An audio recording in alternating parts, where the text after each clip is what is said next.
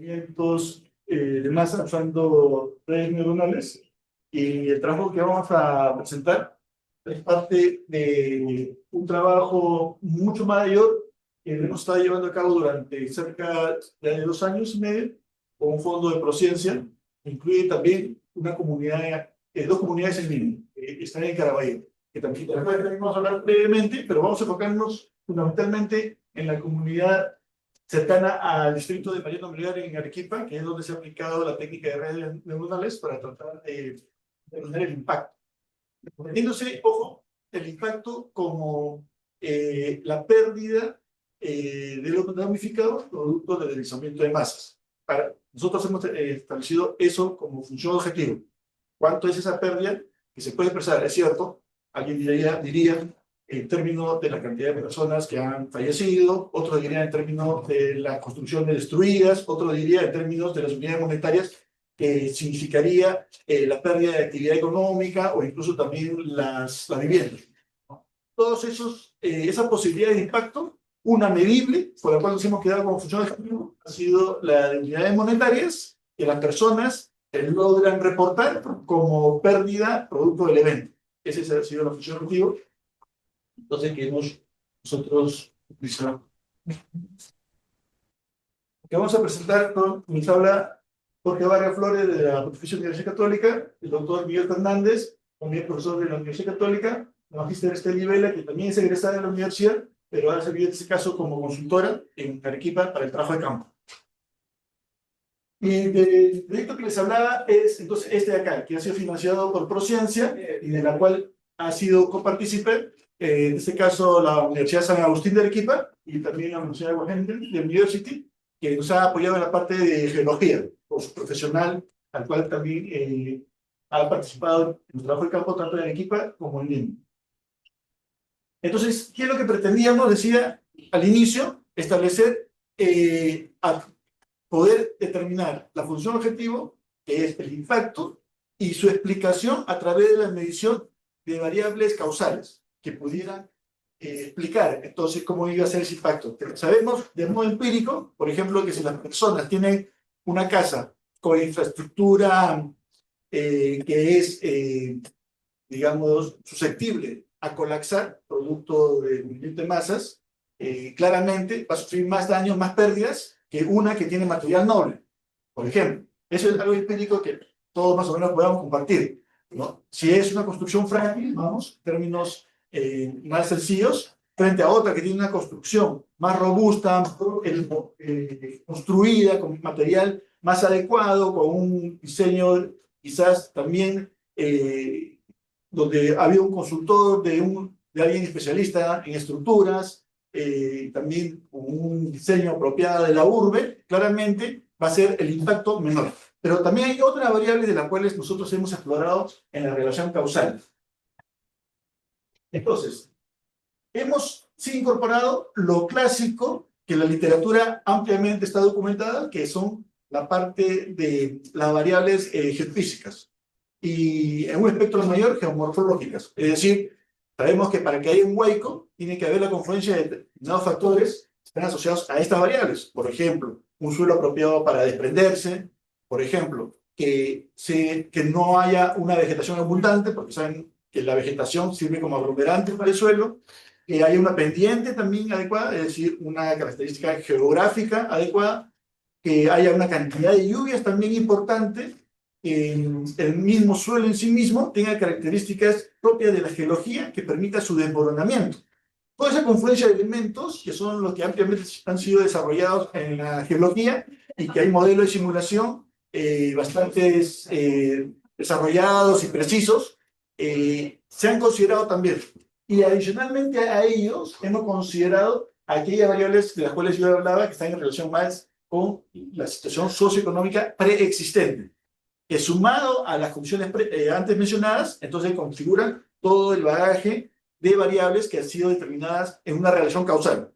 Porque, como siempre digo, claro, si el Huayco cae a 100 kilómetros de la población, no sería noticia, no habría ningún problema. El problema es que hay una población que está en el camino de ese deslizamiento de masas y claramente esa población se va a ir afectada por ese recorrido de masa, de agua y tierra y piedras, y por lo tanto ahí vamos a hablar ya del impacto. Y para esto hay que entender también que no todos los eventos disruptivos pueden ser pronosticados. De hecho, no existe ahora, en este momento, ni tecnología ni ciencia que pueda pronosticar, por ejemplo, los terremotos. Pero sí se puede hablar aquí de aquellos eventos disruptivos que son de tipo recurrentes. ¿Cuáles son los tipos recurrentes de lo que tiene algún tipo de ciclo? Por ejemplo, sabemos que en el país tenemos las bajas temperaturas en determinado periodo del año en determinadas regiones. Eso es frecuente, eso tiene un ciclo y se puede hablar entonces que es un evento disruptivo y recurrente. Y conociendo las variables que están alrededor de ese evento, se podría estimar también, de alguna manera, el impacto de la cantidad de personas afectadas o el impacto económico como pérdidas que pudieran dar origen. En el caso de deslizamiento de masas, claramente también se presenta en determinado periodo del año. No es en cualquier periodo del año, es un periodo del año en el cual nuestro país en particular tiene una cantidad importante de lluvias y como dije temprano, las lluvias es un factor que entonces contribuye a que el deslizamiento de masas se dé. Entonces, estamos hablando de no cualquier evento disruptivo, estamos hablando de eventos que son recurrentes y que se pueden dar en diversos tipos, como sequías, deslizamientos, inundaciones, el fenómeno del Niño también claramente, incluso por el cambio climático deben saber que antes era alrededor de 5 a 7 años el ciclo de recurrencia del fenómeno del Niño, ahora son alrededor de 3 a 4 años por el incremento de la temperatura del planeta. E incluso si uno hace una tabulación del caso de los terremotos, pudiera encontrar algún tipo de ciclo, pero claramente el registro histórico que se tiene de los terremotos es muy pequeño frente a todo lo que significa la historia del planeta Tierra. Entonces, no se tiene tanta data, si quieren, para poder hablar realmente de un ciclo, pero sí se tiene algún indicio de que va a repetirse. Por eso se habla, por ejemplo, que en la zona de Turquía, donde también existe un choque de placas tectónicas, alrededor de 1000 años, es el que se da el gran megaterremoto. En el caso de nosotros, alrededor de 170 años más o menos, y por eso todos hablamos de lo que es el sismo sísmico, porque ya debiera ocurrir algo que sabemos que tiene esa magnitud, si quieren, de recursividad. Entonces, volviendo a la premisa inicial, la cantidad de víctimas o el impacto se va a determinar en función a determinadas variables. Algunas variables relacionadas con la vulnerabilidad y otras relacionadas con la resiliencia.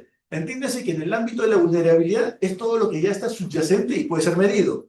Por ejemplo, esta habitación tiene unas características estructurales que pueden ser tranquilamente medidas a través de una probeta y seguramente verificar si efectivamente puede resistir determinadas cantidades de ondas y por su diseño constructivo y el tamaño de los pasadizos y las características, digamos, arquitectónicas, saber qué tan adecuado es o no para poder evacuarlo. Pues son características de vulnerabilidad que pueden ser medibles y están ahora en ese momento ya existentes y con las cuales convivimos. En el ámbito de la resiliencia hay una clara diferencia, porque son variables que son constructivas, es decir, que tienen que ver con el tejido social, es decir, el aprendizaje. Por ejemplo, yo sé cómo evacuar esta instalación, la respuesta puede ser sí o no, si tengo el conocimiento. Si sé que no la tengo, tranquilamente puedo aprenderlo, por lo tanto, lo que me llevará seguramente 15, media hora para saber cuáles son las rutas de evacuación, dónde está la zona en la cual debemos reunirnos en caso de un evento, y he pasado de no saberlo a sí saberlo. He pasado de un estadio de resiliencia a otro estadio de resiliencia. Es decir, en el ámbito de lo que significa la gestión de desastres desde el punto de vista sociotécnico, hablamos entonces de la resiliencia de esas características, variables constructivas que son del tejido social y que permiten a través del conocimiento saber mis capacidades de poder de ser víctima a no serlo. Otro ejemplo de resiliencia puede ser el hecho de saber cómo yo debo reaccionar dependiendo de dónde me encuentre frente también a un terremoto. Si sé que estoy, por ejemplo, en una edificación de elevada altura, claramente una opción no va a ser la evacuación, porque seguramente el ascensor no será el mejor vehículo para salir de la edificación y lo mejor será yo mantenerme en calma hasta esperar que se paralice el movimiento. Pero si soy alguien que no conoce esa forma de comportarse, o soy de repente muy nervioso, trataré de salir y de repente en el momento de tratar de salir, de repente hasta puedo volcarme o caerme en la escalera de evacuación y claramente pudiera salir herido, no por el terremoto, sino porque he reaccionado mal. Otra vez, estamos hablando entonces de conocimiento, estamos hablando del tejido social en el ámbito de la resiliencia. En el ámbito ahora de los deslizamientos, claramente cuando uno llega a una localidad, sabe las personas en su mayoría que están en zonas inadecuadas, como ríos secos, como quebradas. Y entonces la pregunta ahí cabe hacerse, ¿por qué se exponen las personas? Es una reflexión mayor que está en el ámbito seguramente de la toma de decisiones, porque todos finalmente hacemos toma de decisiones basadas en sumas y restas. Basadas en las sumas y restas, la decisión que me da un signo positivo es la que me determina la elección frente a las demás alternativas. Y personas que seguramente no tienen dónde habitar y no pueden pagarse un mejor espacio, asumen ese riesgo durante un periodo de tiempo al menos y después seguramente cuando ya se afianza la urbe o la localidad, si no entra en un estadio de reflexión, asumir el riesgo o cambiar de localidad, habiendo pasado un periodo de tiempo de exposición, voy a ver ahí ya la comunidad, entonces, si quieren, construida o ficada o personas exponiéndose. Entonces, en conclusión, la ecuación será el impacto que busca a través de una función con la cantidad de variables que vamos a ahora mostrar, el poder describir las condiciones de vulnerabilidad, que son características preexistentes, y las características de resiliencia, que son las que se pueden encontrar sobre el terreno de la comunidad, y todas vamos a buscar que sean medibles. Como ya le dije, hemos integrado componentes de la geofísica, la geografía, el medio ambiente también, y también de la sociodemografía a través de encuestas que después Steli nos va a comentar, dado que ha sido parte del proyecto de la toma de información en campo. Para la parte de la geofísica, hemos usado este sistema, que es el LAXUS, aquí está la descripción, el Landscape Process Modeling, que es un sistema de modelamiento exclusivamente de la parte de deslizamiento de masa, que ha sido desarrollado en Eugénica University por el grupo del profesor Jeroen Skor, quien es también parte del equipo, que ha sido integrante y orientador de cómo abordar esta problemática, y ha sido utilizado también por el ingeniero Antani Wester, quien vino al Perú para hacer la parte de todo lo que son las mediciones de geomorfología. Con este sistema de información te obtuvo un resultado que era la estimación, por lo tanto, del huaico o lajares en Arequipa, expresadas en términos de la erosión y la otra variable que es la sedimentación, la erosión y la sedimentación. Es decir, a través de esas dos variables es que podemos decir que el pronóstico del huaico o lajares se va a expresar en términos numéricos en un futuro próximo. Y Martani ha hecho las evaluaciones considerando claramente los distintos escenarios que pudieran presentarse por fenómeno dañino. Esas dos variables, la sedimentación y la erosión, han entrado entonces a sumarse a las otras variables que se han identificado ahora producto del análisis de las características socioeconómicas que pudieran permitirnos conocer acerca de las vulnerabilidades preexistentes y también el estado de resiliencia de las comunidades. Hemos investigado entonces en la literatura entre los antecedentes en distintos ámbitos. Un primer ámbito de investigación fue determinar a qué comunidades ir a atender la problemática. Hemos entrado a la página web del CIMPAC, que es una página que maneja el INDECI, donde se reporta ahí el número de eventos por tipo de peligros con el impacto que cada evento genera. Si tú quieres conocer, por ejemplo, a las sequías, entras por las sequías y buscas también la localidad que te interesa y vas a poder conocer, por ejemplo, los eventos últimos en términos de sequías, cómo ha afectado a esas localidades y cómo ha sido la afectación en términos de la cantidad de personas afectadas o en términos del impacto económico. Si quieres conocer de huaicos, también, dependiendo del departamento, la provincia o el distrito que te interesa, en el CIPAC Siguiendo esa ruta, colocas ahí entonces la localidad, el departamento, la provincia, el distrito, y también el tipo de peligro, y también te va a dar el listado de últimos eventos, considerando los deslizamientos. Y a través del SIMPAC hemos identificado entonces las tres comunidades. En Lima, la comunidad de Huatocay y de Río Seco, que pertenecen a Caraballo, como la que tiene un impacto importante. Y en el caso de Arequipa, las comunidades que están alrededor en la parte rural en Mariano Melgar, de Arequipa. Por otro lado, también hemos investigado a través de la revisión de la literatura cuáles son aquellas variables que han sido encontradas en otros estudios como una relación causal para explicar el impacto en los deslizamientos. Y se ha determinado cosas como, por ejemplo, la cantidad de personas que habitan en el hogar, el estado en el cual ha sido construida la casa, entre otras características que se pueden encontrar en la literatura como variables explicativas. Con todas esas fuentes, si quieren secundarias, hemos elaborado así una encuesta para poder ir a capturar la información desde el terreno, y también hemos utilizado modelos econométricos y de Machine Learning, de las cuales hoy vamos a presentarles un trabajo que es el de que precisa al uso de redes neuronales para poder evaluar entonces las distintas opciones de elaboración o diseño del modelo, donde tenemos la función objetivo, que es el impacto en términos de unidades monetarias económicas, como pérdida, y las otras variables que han sido medibles. Aquí le dejo ahora este link para que explique un poco el tema del diseño de network.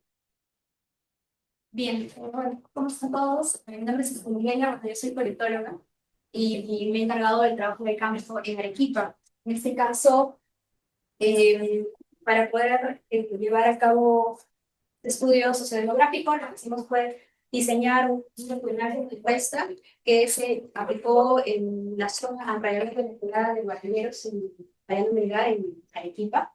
Para eso nosotros lo que hicimos fue revisar la literatura existente de cómo se mide la vulnerabilidad, resiliencia y el impacto por deslizamientos de masas. Entonces, tomando en cuenta estas tres variables, es que se diseñó preguntas, ¿no?, cerradas para que los vecinos de la zona, pobladores, puedan responder de manera, mediante un cuestionario, una encuesta aplicada en el mismo lugar, con herramientas virtuales. Entonces, en este caso, lo que hicimos, diseñamos este instrumento, ¿no?, aplicado a la zona, fue mediante un muestreo cualitativo, ¿no? Es decir, que buscamos observación, ¿no? O sea, lo primero que hicimos fue identificar las zonas y alrededor de las zonas cuáles son los centros poblados, las comunidades que están aledañas, y luego aplicamos encuestas tratando de tener una toma de cada zona, hasta poder lograr tener una idea de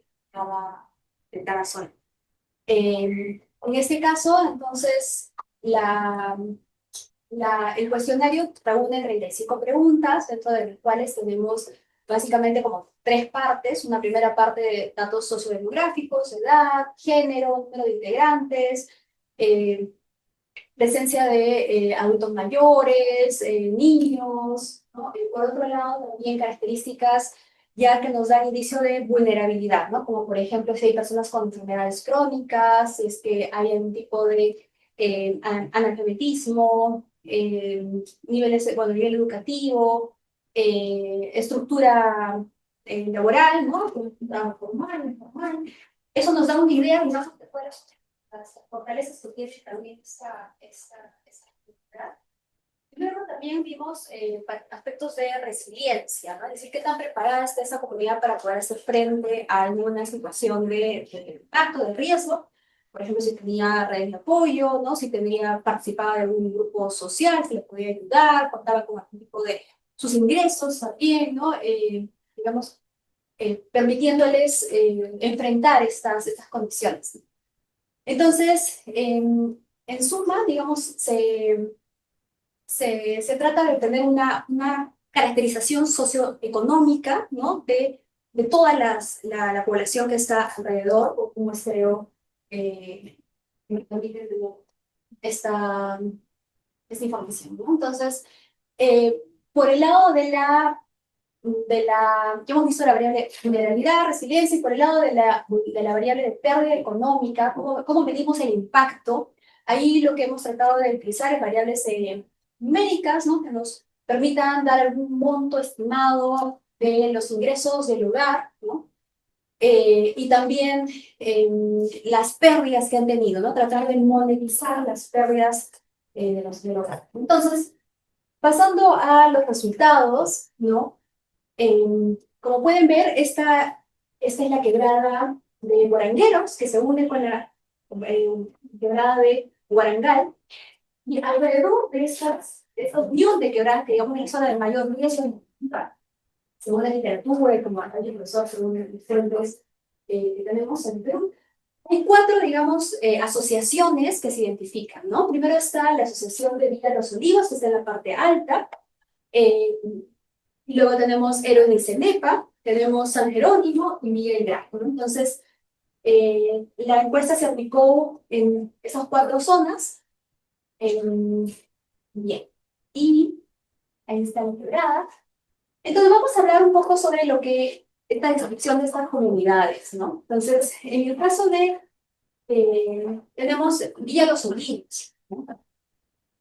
Aquí lo que hemos encontrado, que lo que tienen en común estas cuatro zonas, es que son zonas fruto de invasiones urbanas, donde las personas se han asentado en el territorio de manera desordenada, no planificada, que luego han ido conquistando sus derechos de titulación, ¿no? Poder tener un título de su propiedad y luego instalar los servicios, etc. Entonces, son procesos de urbanización que datan desde los 50, ¿no? ¿Y qué es lo que encontramos? En primer lugar, digamos, la más reciente sería Villa Los Olivos, ¿no? La que está justo ahí arriba. Es la más reciente, data del 2006. Esta zona se enfrenta a problemas porque hay es toda la parte de Misti, ¿no? Entonces esa parte se ve, hay incluso proyectos inmobiliarios que están urbanizando la zona, o sea, se están vendiendo terrenos, es una zona de expansión. Entonces se enfrentan problemas como tráfico de terrenos, hay problemas internos con el liderazgo. Luego, en cuanto a los impactos sobre esta zona, es que se ve a veces en tiempos de lluvias, se ve desconectada del acceso a los servicios de agua porque no tienen tuberías, no tienen que comprar, tienen que llevar cisternas, entonces no tienen agua a veces por 1 o 2 días. Y como es una asociación nueva, los vecinos son los que tienen que hacer estas faenas para liberar los caminos, etc.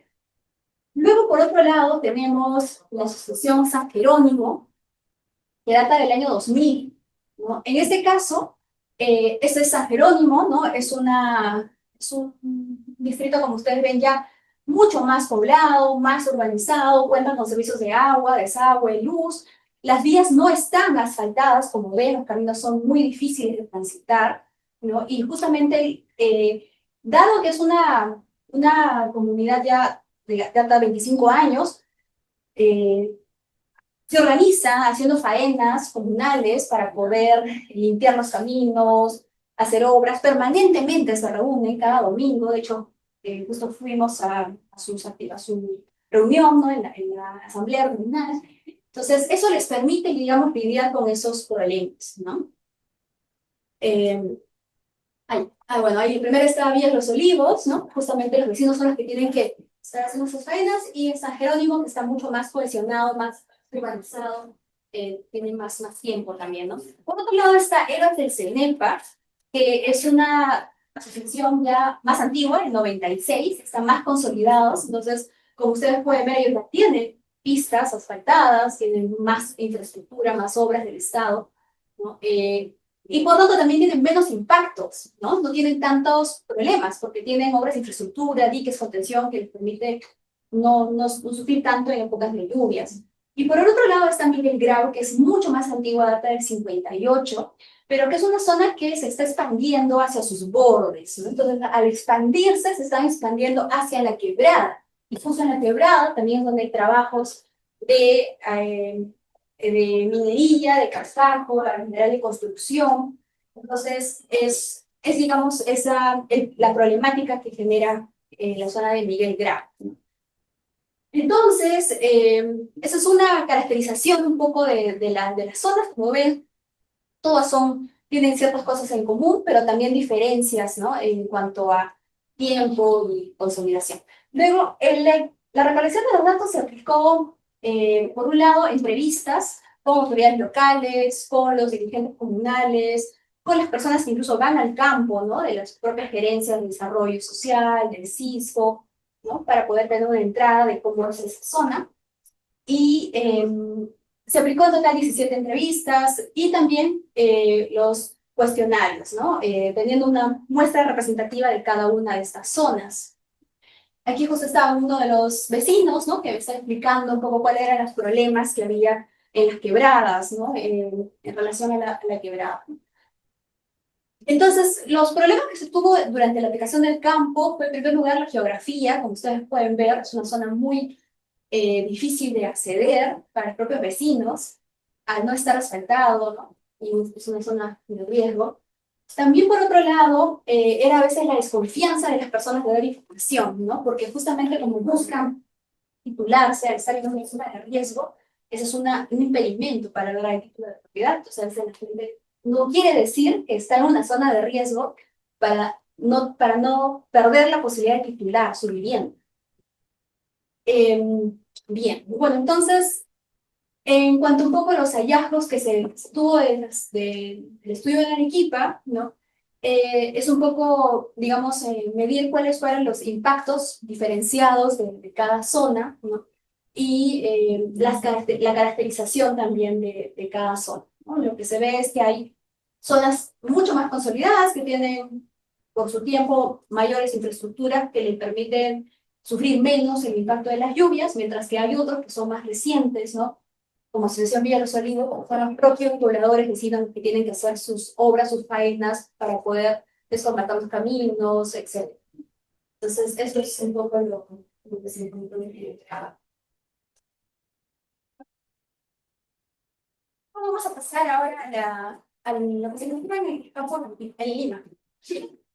Noa López también es integrante del grupo. Bueno, el grupo es mucho más grande, de hecho. Iba a hacer esta parte, pero no he podido estar acá, entonces yo lo voy a hacer.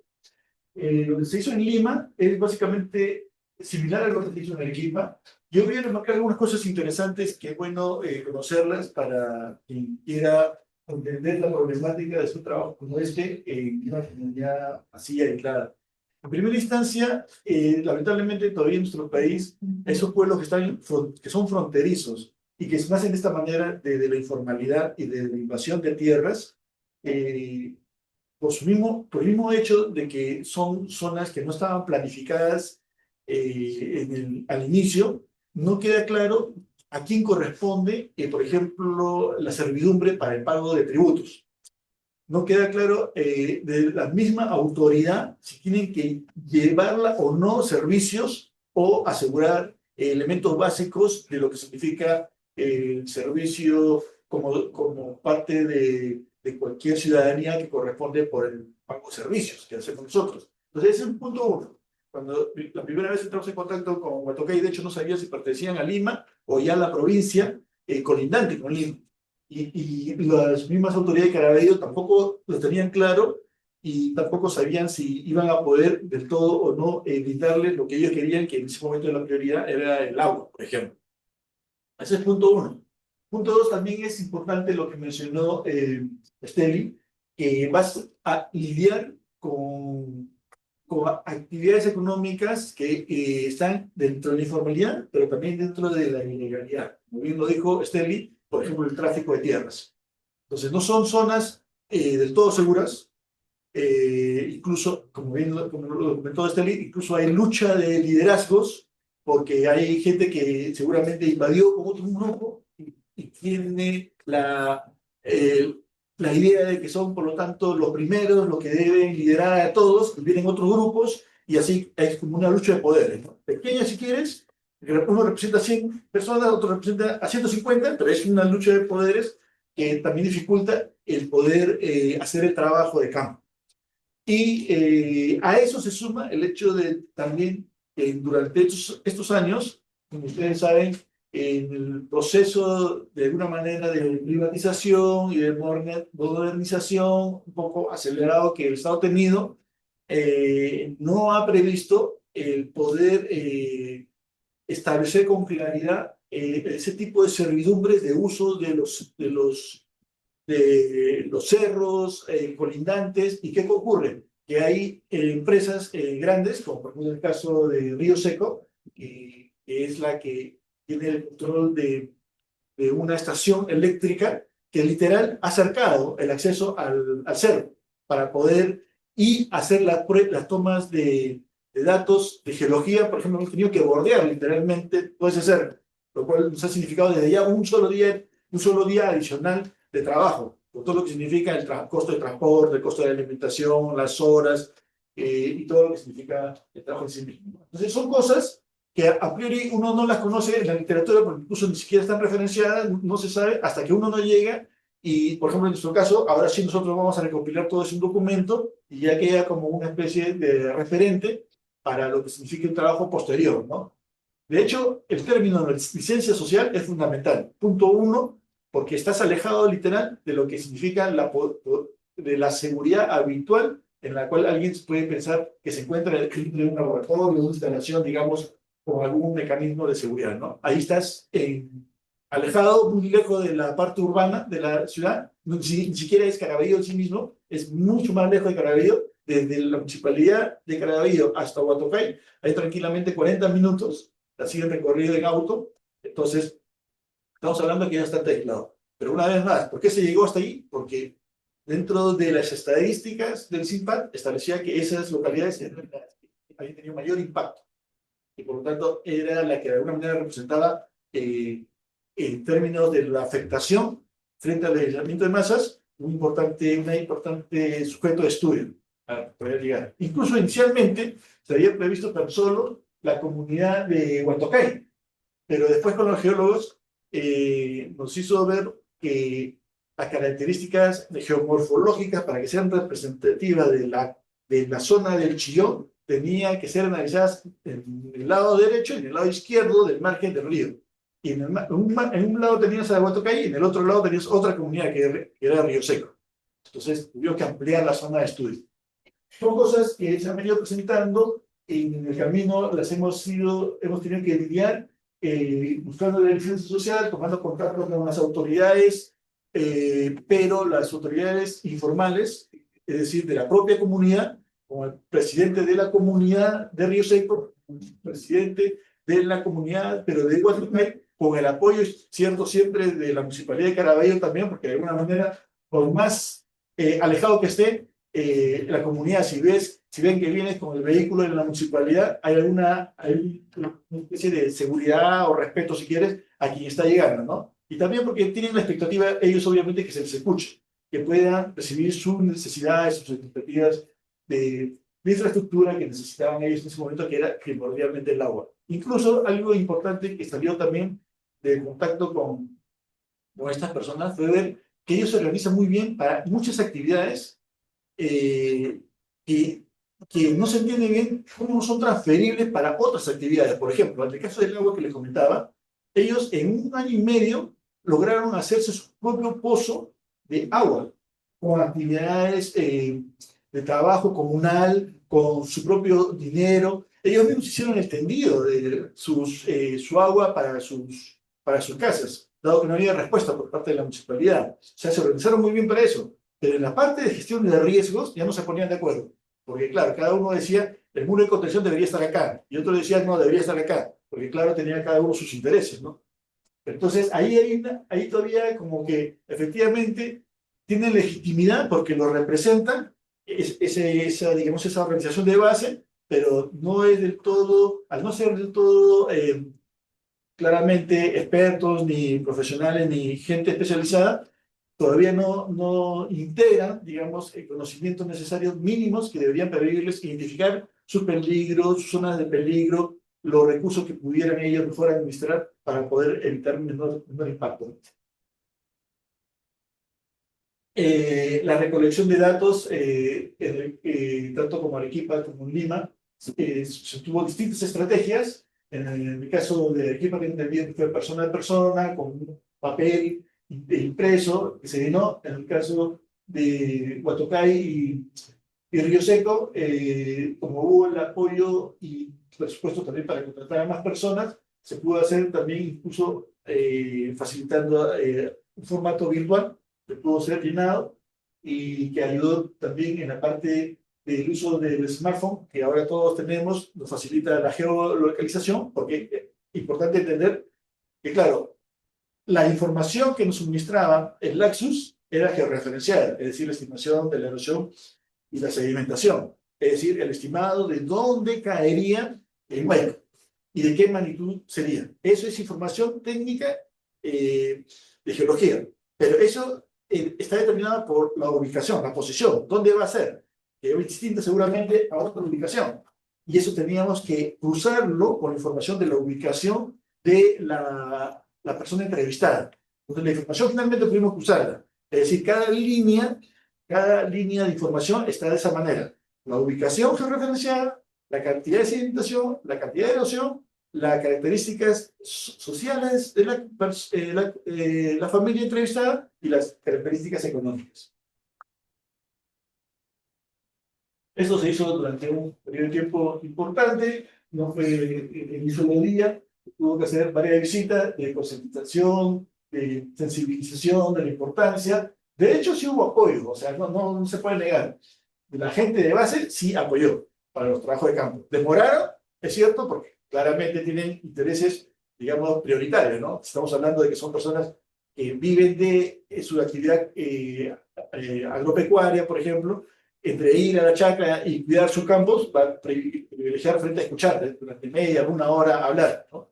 Entonces sí demoró, pero sí hubo apoyo de la persona de base, con todas las habilidades que antes se habían mencionado. Hubo una segunda oportunidad que se tuvo que ir al caso de Río Seco para mejorar la calidad de los datos tomados. Al final se completó el resultado, pero se tuvo que hacer, porque ustedes saben de que la modelización como tal solo se puede hacer si es representativa en términos de los datos que se obtiene del sujeto de estudio. O sea, acá no se trata de matemáticas, como siempre le decía al equipo, ¿no? Porque matemáticas te puede salir cualquier cosa. Acá se trata de que el modelo represente esa realidad que queremos nosotros representar, que es la relación de variables que explican el impacto. Y eso solamente se puede hacer con datos, claramente. Entonces se hizo otra vez sensibilización para mejorar la toma de encuestas, se logró completar, y ahora le dejo con el ingeniero Miguel Fernández para que le explique los párrafos redes neuronales. Gracias, José. Me voy a centrar en la cuestión del algoritmo para tratar de hacer predicciones. Lo que sucedió después de la recolección de datos fue que, ok, tengo mis datos socioeconómicas, de las viviendas, las variables económicas, laborales de las personas que viven ahí, pero después era, ok, yo tengo un conjunto de variables, por cual yo quiero tratar de predecir la pérdida económica.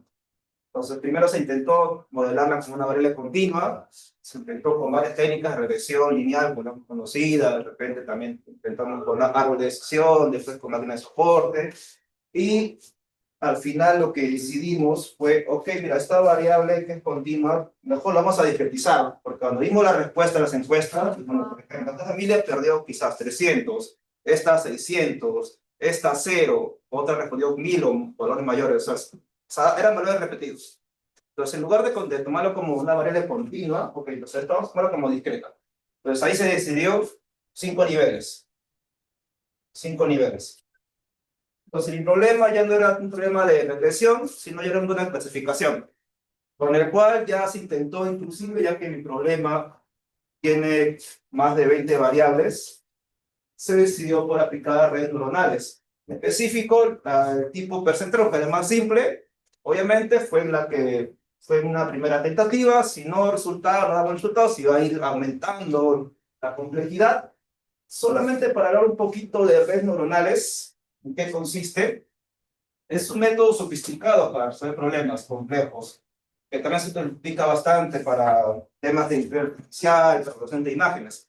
pero también se puede aplicar para clasificación, en el cual trata de imitar lo que funciona en el cerebro, o sea, las neuronas, para traducirlo de manera matemática. Entonces, más o menos, es lo que tenemos, es algo como esto, tenemos una red, tipo, podría colocar las variables aquí, que es lo que es encuestado, cada uno es una variable, y tengo por acá una función de salida, entonces se conectan, y cada arco de mi red tiene un peso. Entonces, estas, por ejemplo, me hacen referencia a las neuronas. Estas son las neuronas en las cuales se supone que realizan operaciones. Y esta de acá, por ejemplo, este Y de acá es tipo una suma producto de esas variables. Inclusive acá se agrega un 10, un X0. Entonces, al final lo que se hace, ok, este Z va a ser una función, vamos a colocar la otra letra, una función de Y. Ahora, esa función Y puede ser cualquier tipo de función matemática, logarítmica, trigonométrica, función lineal, cualquiera. Entonces, el problema está acá, pues, ¿qué tipo de función se va a utilizar? Entonces, normalmente son estos tipos, inclusive, la gente va a ver también el algoritmo de caja negra, porque inclusive uno no sabe cómo va a ser esta función. Entonces, esto también se puede ampliar, también puedo colocar otros nodos, para que sea muy grande y tratar de que obtenga algo. Entonces, lo que se hizo ahí es la descripción de esta representación, pero ya de manera algorítmica. Se definen los pesos con valores aleatorios, la línea digitaliza, de fase, de fase. El problema acá, los pesos son los tipos, son los valores desconocidos. Los datos, los X son conocidos. Entonces, esto entra en un proceso iterativo. Son muchas iteraciones, más de 10.000 iteraciones se tienen que hacer para tener una cierta convergencia, en el cual se va a evaluar ese potencial de activación, que está en la línea I, que dice, ok, va a ser una suma producto más un desfase, en el cual se le aplica una función. En este caso, esta función es una función discreta. Te dice, ok, mira, si este Y está en un tal rango, por ejemplo, le asignaría, dijimos que había 5 niveles, 5 niveles. Estos son los pagos. Yo lo clasifiqué de esta manera para la aplicación del algoritmo. Todavía son muchos experimentos que tenían que hacerse para poder tener buenos resultados. Pues esta fue mi codificación. Entonces, solamente dependiendo del valor que tome este Y, se le asigna un valor. Entonces, eso es lo que está haciendo ahí. Está determinando o aplicando esa función de activación y está evaluando. Y después calcula el error. Entonces, justamente verifica si esto lo que está acá como representación coincide con los que tengan datos que han sido recolectados. Si coincide, perfecto. Si no, se encuentra el error. Entonces, cada vez que hay un error, estos pesos se van actualizando en esa función de pesos, en el cual a ese error se le multiplica por un factor. Ese alfa que aparece ahí también es algo común en redes neuronales. Se lo conoce como una tasa de aprendizaje. Normalmente es un valor de 0.1, un valor bien pequeño. Uno puede ir iterando. Realizan los pesos y se va nuevamente evaluando esa sumatoria de arriba. Entonces, después de varias iteraciones, estos pesos convergen y se obtiene una función, que sería el resultado de la red neuronal.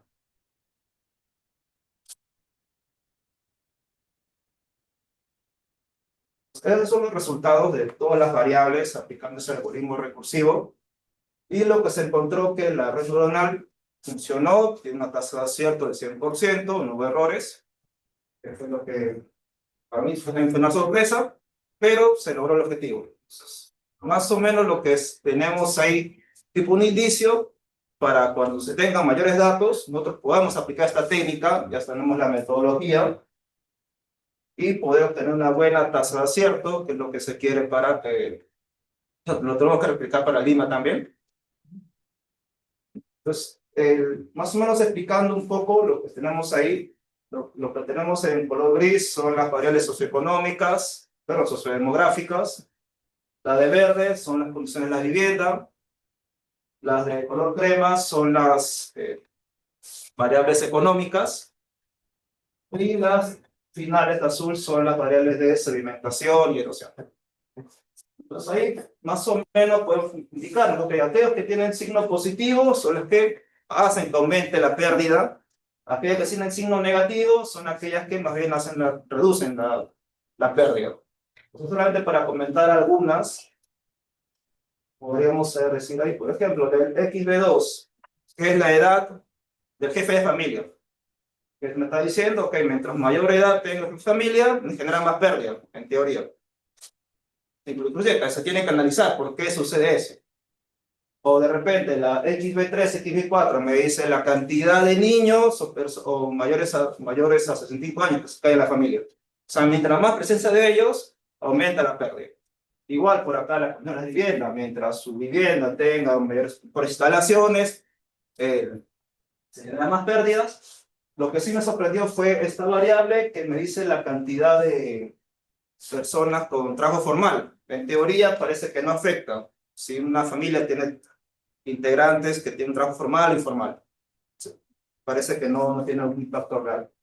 Y por acá la que nos interesó más, estas son variables de tipo de sedimentación de erosión, se colocó la erosión estándar, el promedio, se colocó los cuartiles, pero en realidad solamente la que resultó significativa fue la media de la sedimentación y la erosión en una zona. Esas fueron las importantes. Obviamente todavía estos datos tal vez se tienen que todavía que tratar de validar para realmente si se va a considerar una versión final del modelo, pero como mencioné tenemos un buen indicio para futuros estudios, mayor cantidad de datos, seguir experimentando, ya no por otras técnicas, por ejemplo regresión o árbol de decisión o máquina de soporte, sino directamente aplicaríamos redes neuronales. Ya tenemos el esquema, entonces nos hace mucho más fácil el trabajo. Claro, ¿cuál es la utilidad de el trabajo? Muy bien lo ha explicado Miguel, es identificar la relación causal que permite determinar por qué hay más impacto. Por ejemplo, el hogar, si está el X10, por ejemplo, si está construido con material noble, va a haber menos impacto frente a las alternativas constructivas de material más rústico, más frágil. Nos parece, digamos, empíricamente, digamos, una información o conocimiento común, ¿no? Tú sabes que si tu casa está hecha con material noble y va a venir un hueco, va a resistir, si frente a otra casa que haya sido hecho, por ejemplo, con quincha o madera. Pero acá la matemática lo está corroborando. ¿Me dejo entender? Otra variable es una vivienda, como lo dijo Miguel. Entonces, esa es la importancia de la representatividad, de poder haber identificado una cantidad de variables que permiten explicar cuáles son las que contribuyen al impacto y cuáles no son las que contribuyen al impacto. Entonces, la que contribuye al impacto, ¿qué debería ser? En términos de políticas públicas, tratar de mitigarlas, en términos de lo que significa su cantidad, su uso, su involucramiento en la afectación del impacto. Y adicionalmente, como dije en un momento, al estar los datos entonces georreferenciados, permitiría hacer una estimación. Es decir, si nosotros quisiéramos saber ahora para otro punto en particular de la zona de estudio, cuál sería el impacto, a través de la estimación de lo que se ha hecho, se podría hacer una estimación y poder verificar si efectivamente esa zona tendría un impacto similar por las características comunes que comparte con otros puntos que han sido encuestados. Y esto permitiría entonces acotar lo que significaría el término de la inversión y focalizar, por lo tanto, para reducir el impacto en la comunidad. Ya no es nada más, aquí ponme el muro de contención o aquí vamos a poner la canaleta para evacuar el huaico. No, va a ser la ubicación determinada porque tiene un impacto importante en términos del modelo que está diciendo dónde es apropiado poder mitigar los aspectos relacionados a la característica de geomorfología por la estimación de erosión y sedimentación que el modelo arroja. Y dónde es importante en términos de políticas públicas orientadas hacia la educación, hacia la economía, hacia la sociedad, reforzar para reducir el impacto.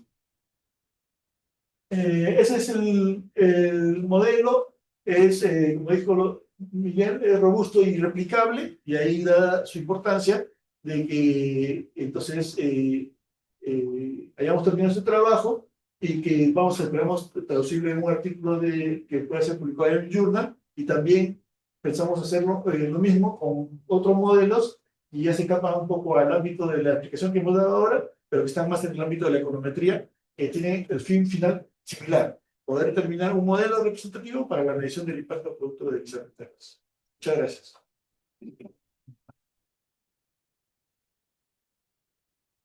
Nos quedamos acá, mejor dicho, con las preguntas. No sé si alguien tiene alguna pregunta, comentario. Queda poco tiempo, ¿no? Pero... Sí, bien interesante lo que han expuesto. Felicitaciones por el trabajo que han hecho. ¿Cómo ven ustedes que es una pregunta, ¿no? ¿Cómo ven ustedes que la aplicación de las redes neuronales no solamente pueden lograr el objetivo, y hace un momento lo mencionaron, que era minimizar pérdidas, ¿no? A través de solamente el modelo, sino llegar a transformar la toma de decisiones de lo que son políticas públicas? O sea, ¿qué tanto puede llegar a transformar? Esa pregunta es muy importante porque la concepción que tenemos actualmente en el SINAGER, que es el Sistema Nacional de Gestión de Riesgos de Desastres, es una concepción de respuesta y preventiva, básicamente. Respuesta en el sentido de que viene el evento, cualquier que fuere, e INDECI y las plataformas nacionales de defensa civil van a responder. Responde. Exactamente.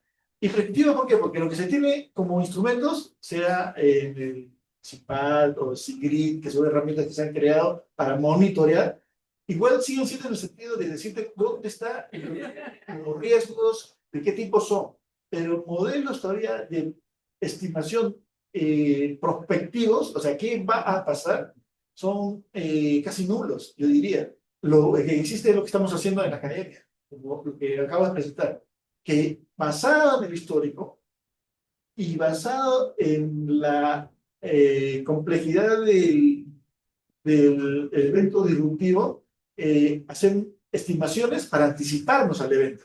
O sea, lo que estamos proponiendo acá no es una herramienta para responder, es una herramienta para anticiparnos a lo que va a venir. Y lo que va a venir no es el resultado de lo que me parece a mí o a Miguel o a Estelle, es lo que la matemática ha representado como la complejidad que se va a recrear en el próximo fenómeno ambiental y que por lo tanto amerita una respuesta para evitar ese impacto futuro. Entonces, esa visión que es de pronóstico, de estimación, es también un espacio que la academia recién está llenando con los trabajos que estamos haciendo. Sí, sí. Bueno, muchas gracias. Gracias, Estelle, y gracias por participar.